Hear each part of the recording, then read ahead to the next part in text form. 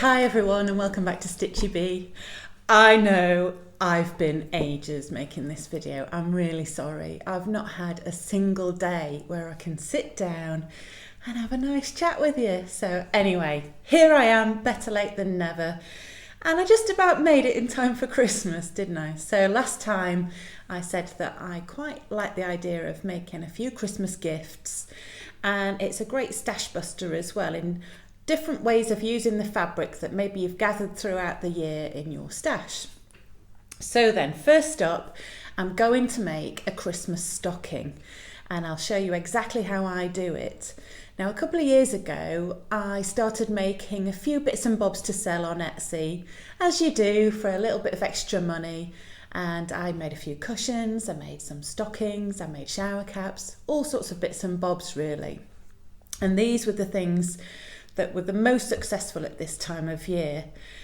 I wouldn't recommend making stockings to order for Christmas because it is really, really busy and crazy. But if you're feeling like a challenge, then go for it. So let's have a look at the materials that I'm using.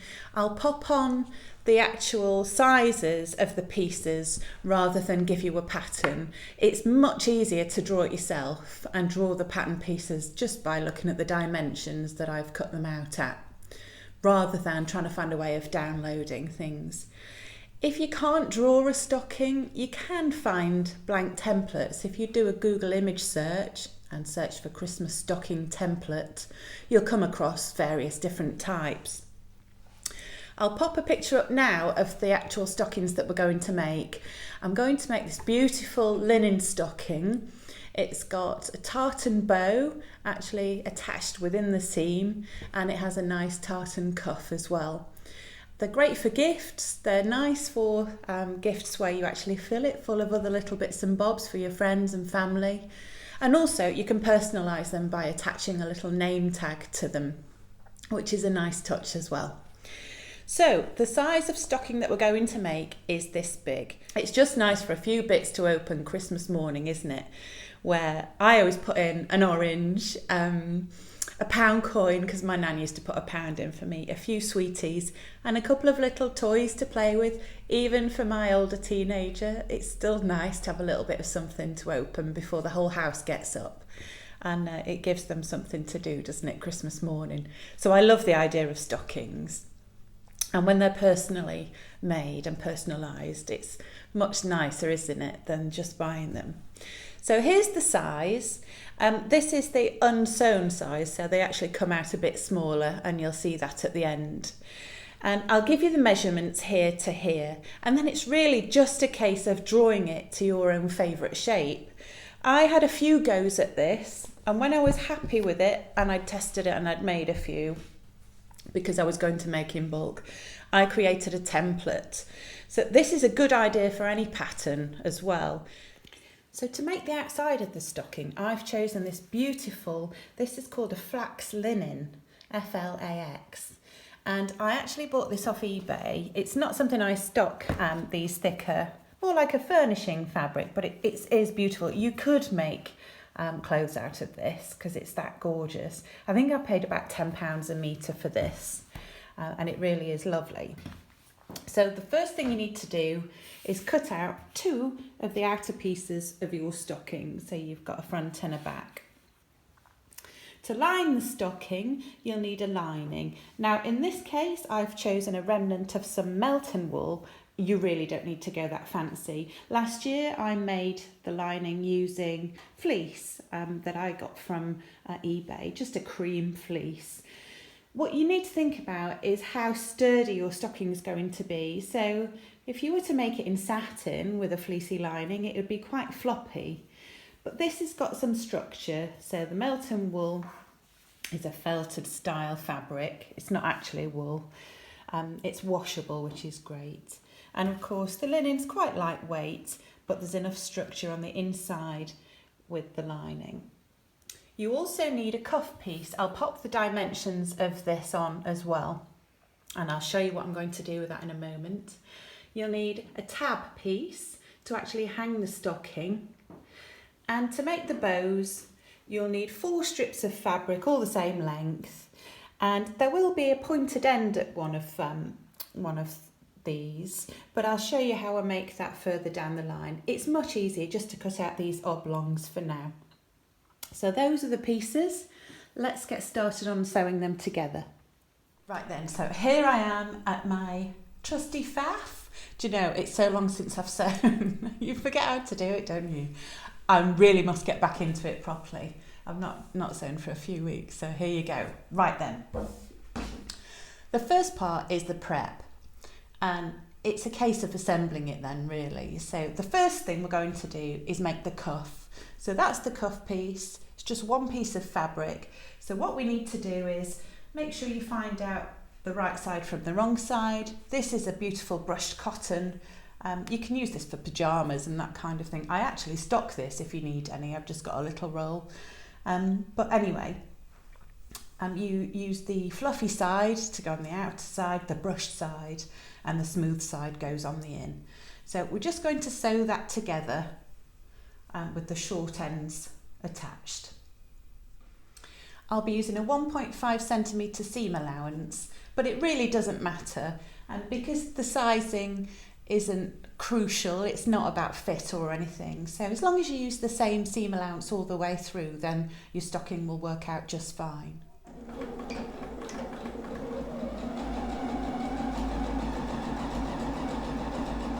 Okay, so we've sewn that piece together now, right sides together. So what we're going to do next is turn it the right way out. You can press the seams if you want to. Sometimes it's just nice just to push them open with your finger. But if you want a really crisp finish, you can press that. So if you set up your iron and just have that ready to press them open.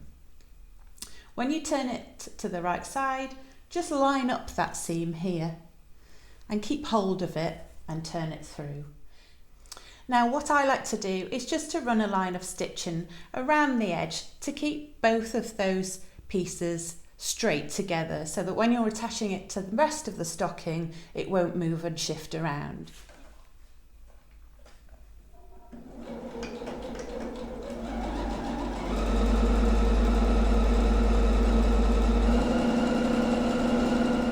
Next, we're going to make those beautiful ties that go on the front.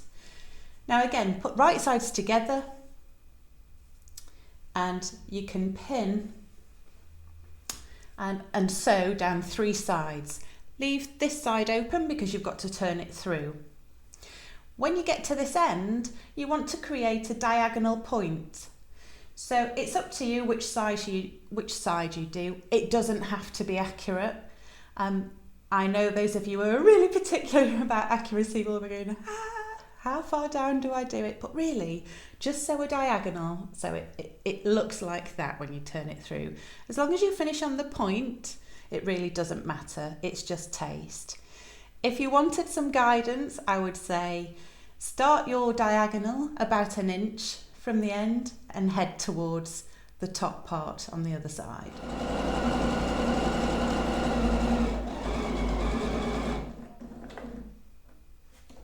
When you get to the end, you can pivot and then work up towards the inch part that I mentioned.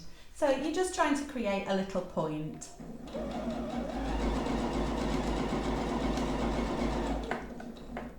And then keep your needle in and turn it and go back down the other side.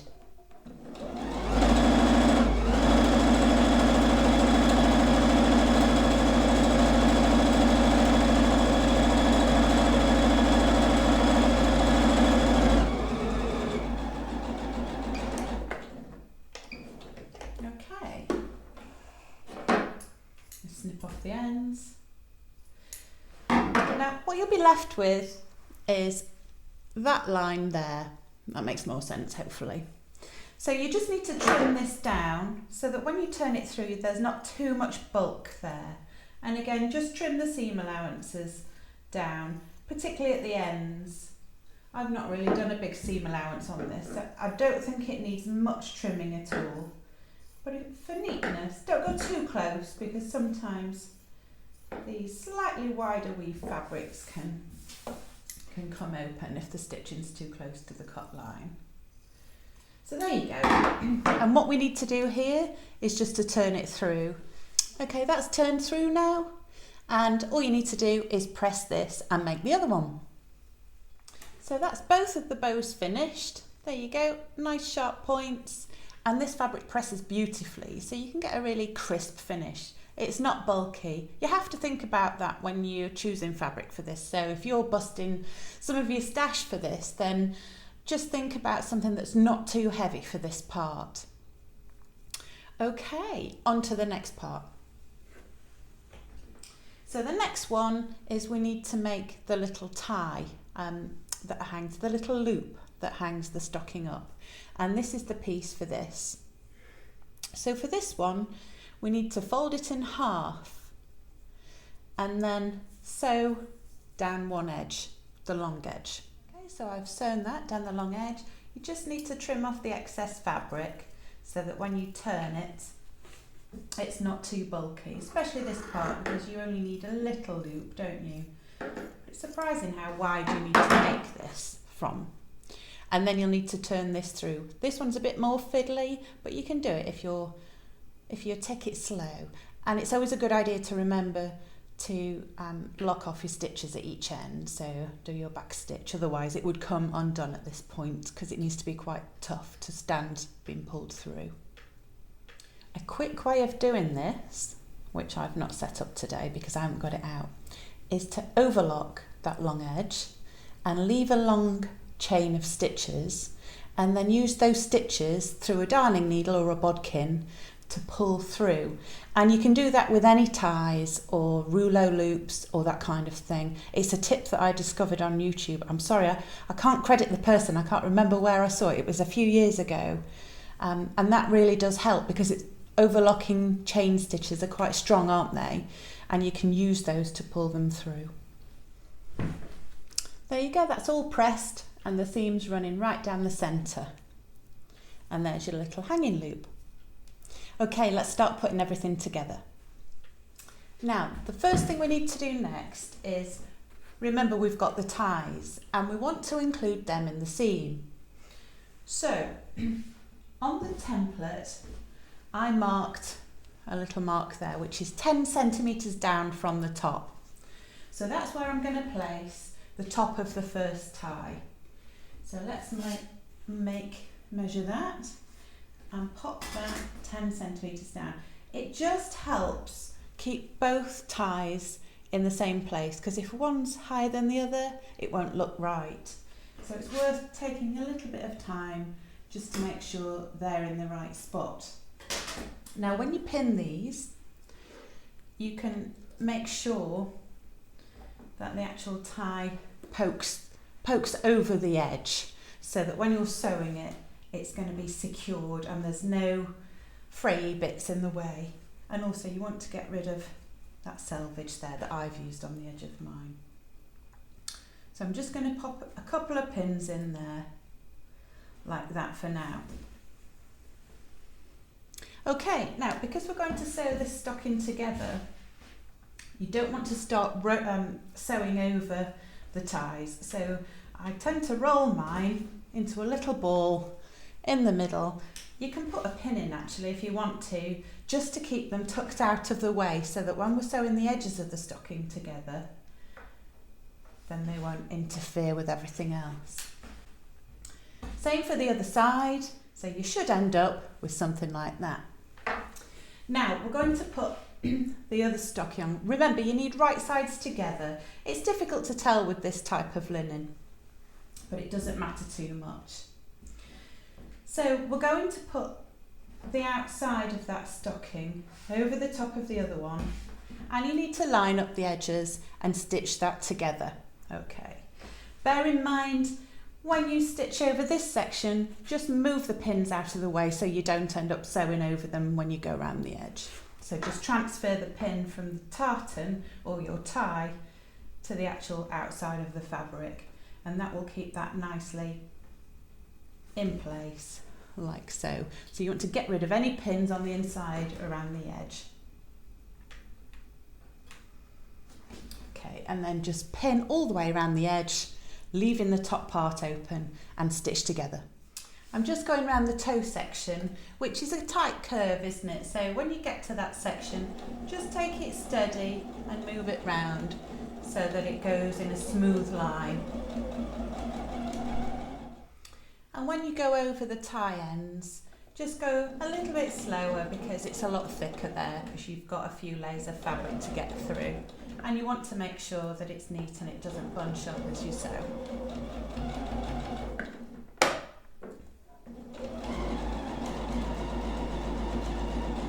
So we'll get to the end, don't forget to backstitch. There we go. Okay. And this is what you end up with. So what you need to do next is, before we turn it through, is to trim the seams or clip the curves. Now this is worth knowing as a technique because it's used a lot in sewing clothes as well. So this area and the point of the toe, if you just turned that through and didn't clip the seams or trim it, it would pull and pucker slightly. So to get the best finish for that and to have it lay neatly, we need to put in some little clips, or if you snip little triangles, or you can just clip the curves. So I've just done a few like that, and then I'll go and trim off a little bit of the seam allowance. Not much because it is linen and I don't want it to come apart, so just go careful when you're near the seam line. You can also clip off any excess bow ties on the ends. That will help get rid of the bulk. Okay, so that's done. We're going to pull it through. And it looks a bit floppy at this stage and a bit sorry for itself, so we need to make it as smooth as we can and give it a good press, and this is what you're aiming for here. Okay, so that's nicely pressed, and we're on to the next part, which is the lining.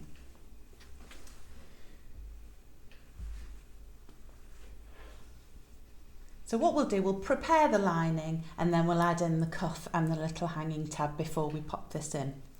So you just need to sew this together, right sides together, but this one's a little bit different to the outer stocking because you need to leave a section to turn it through. I think you need probably about, let's see what that is for you, about 10 centimetres. Don't put it too near the top. And just put it somewhere down this straight edge. It's much easier and you won't see it when you have to stitch over it again. I'll show you what I mean. So just pin, stitch, leaving an opening of 10 centimetres. Now one thing you want to do before you start sewing this lining is to use a slightly larger seam allowance than you did for the outer. And that's to make sure it fits inside the stocking nicely and it's not fighting with it too much. So if you remember, we used the same template for the inner and the outer, when really this needs to be slightly smaller. So a few millimetres smaller on either side should do the trick. Okay, I'm nearly at the part now where I need to leave the gap. So make sure that you backstitch there because when we turn it through, we don't want it unravelling. So if you get towards there, backstitch, take the needle out.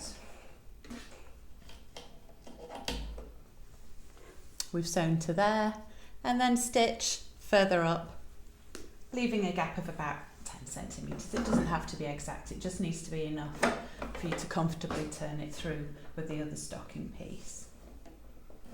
And backstitch that as well to secure that in place.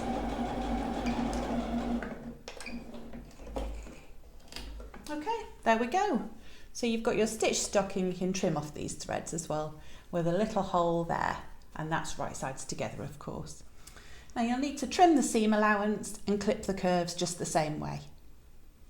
Okay, I've done that now. Now when you get to the top part, make that really slight on the seam allowance, so trim that quite a lot because it is quite bulky what we're going to do next, so it's better if you've got less fabric on these sides. So I'm just going to trim that even more than I have the rest. Be careful not to go too near the stitches, and then you end up with something like that. Next, we're going to attach the cuff. So what we want to check first here before we start sewing is that the cuff fits at the top of the stocking perfectly.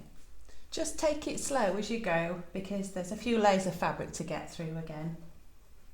And make sure you take the pins out as you're sewing round.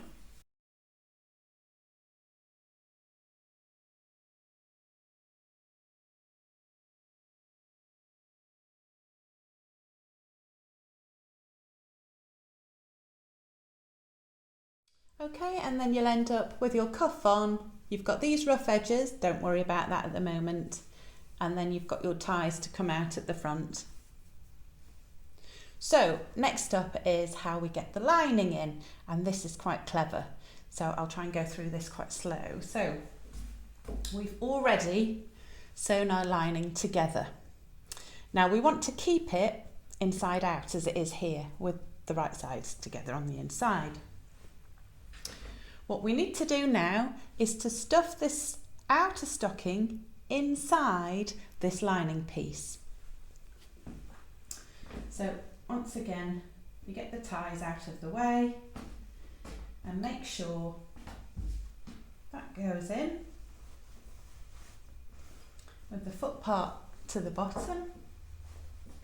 Just needs to be rough because the main thing here is we're sewing around the top. So nothing else is going to get sewn, just this part here. So match up the seams once again and pin those in place. This part can get quite bulky in terms of the amount of fabric there. So we've got a tie, we've got a loop, we've got the stocking, we've got the lining, and there's lots of double layers there, aren't there? So just be careful with the pins when you're pinning that all the way around here. So match up the seams on the other side, roughly, there we go, and pin those in place.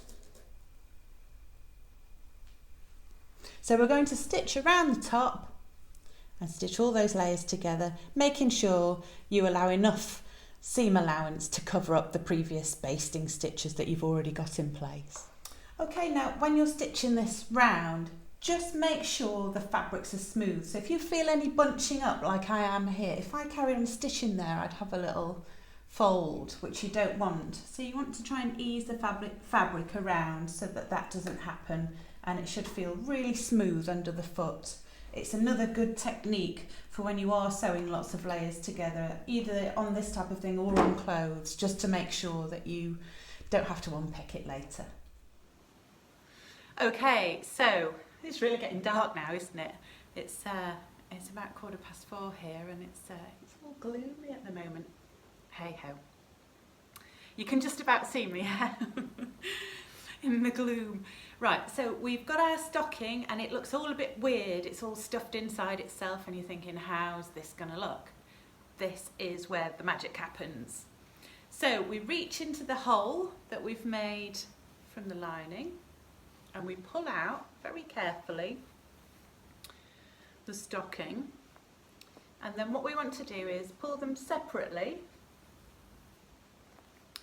and then turn the inner lining the correct way out, and they'll be on opposite ends when you have a look. It's a little bit fiddly, but stick with it,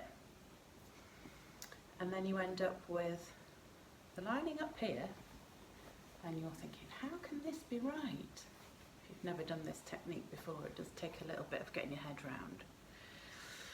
So we've got the outside stocking. It might be a bit creased now, but we can press it because it's linen. And then the inner, and you've got the little hole here.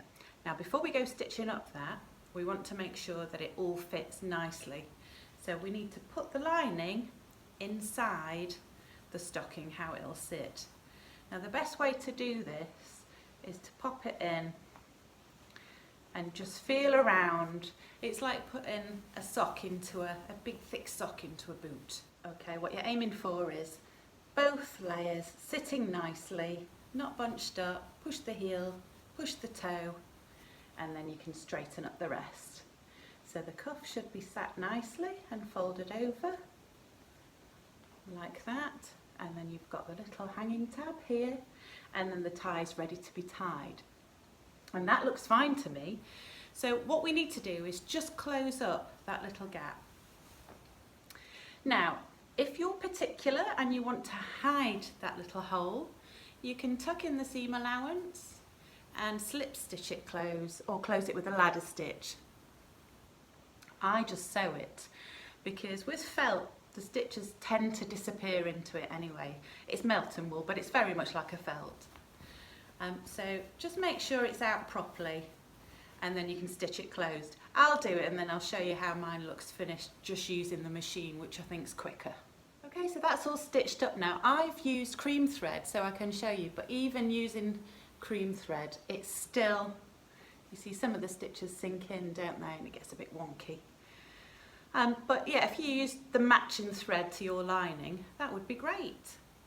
So I'm going to put it out the right way, give it a quick press, and I'll show you the finished article.